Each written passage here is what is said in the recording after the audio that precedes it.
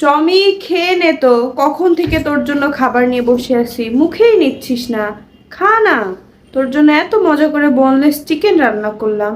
খেয়ে নে একটু, পেটটা ভরা থাকবে, খা। তুমি যদি এই কুত্তার বাচ্চাটারে যদি না খাওয়ায়া। কুত্তার বাচ্চা না, টমি ওর নাম। আচ্ছা হলো টমি টমি, তুমি এই টমিরে যদি না খাওয়ায়া বাইরে কোনো গরিব দুস্থ মানুষের খাওয়াইতা, তাইলে মনে করো ওরা তোমার পায়ে এসে সালাম করতো, বুঝছো? খাওয়াই তো তোমারে। এই যে আমার পা, সালাম করো।